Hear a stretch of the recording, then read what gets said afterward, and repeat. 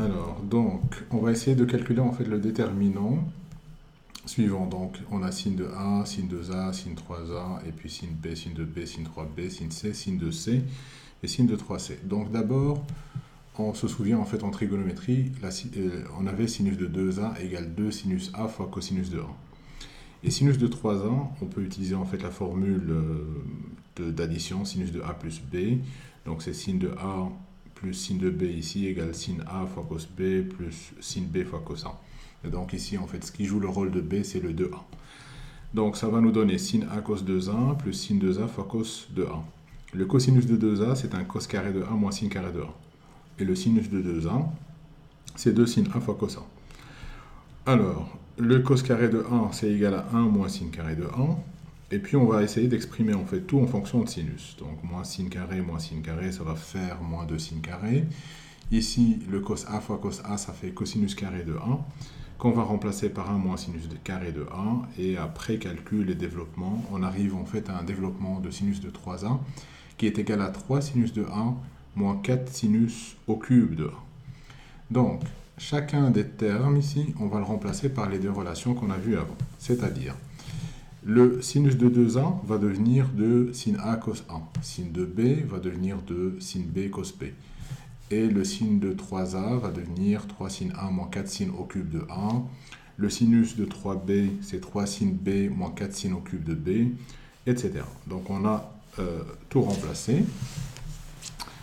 Après, on remarque en fait que dans cette rangée, il y a moyen de factoriser avec sinus de 1.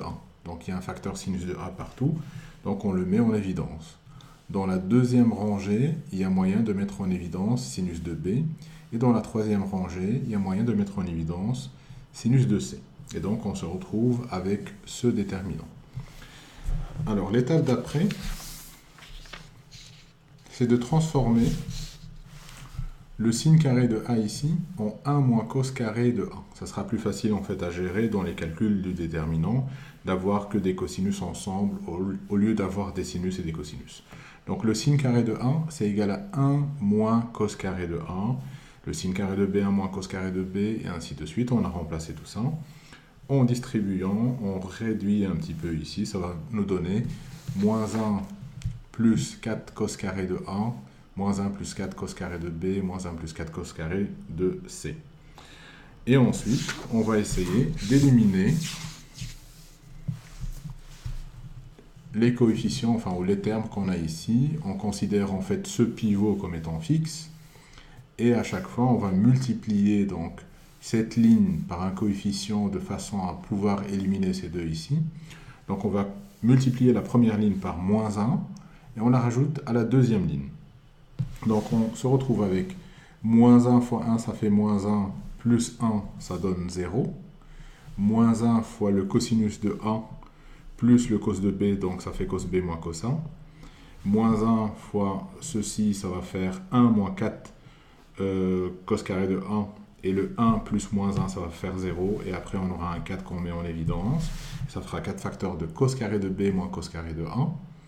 Et on fait la même chose pour la troisième ligne. Donc on fait moins L1 plus L3 et on trouve ce calcul. Donc ici, on a un produit remarquable. Donc c'est le cos carré de B moins cos carré de 1.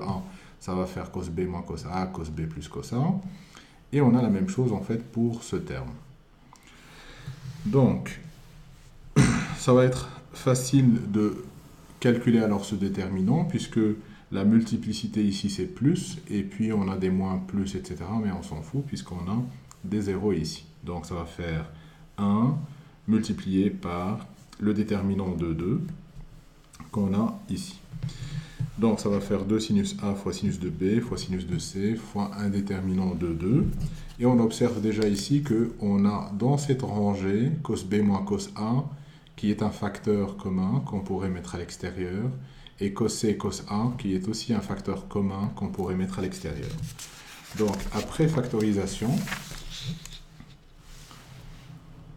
on a factorisé avec ces deux facteurs communs qu'on a dans la première rangée et dans la deuxième rangée. On se retrouve avec un déterminant encore plus facile, avec 1 cos B plus cos A, cos C plus cos A. Et alors, on fait le calcul, donc ça fois ça, moins ça fois ça. Donc ça va nous faire cos C plus cos A, moins cos B, moins cos A. Le cos A va disparaître et on se retrouve alors avec cosinus de C moins cosinus de B et tous les autres facteurs qu'on a eu au début. Bien sûr ici, il y avait le 4 qu'on a mis en évidence et 4 fois 2 ça fait le 8 qu'on a en fait au début.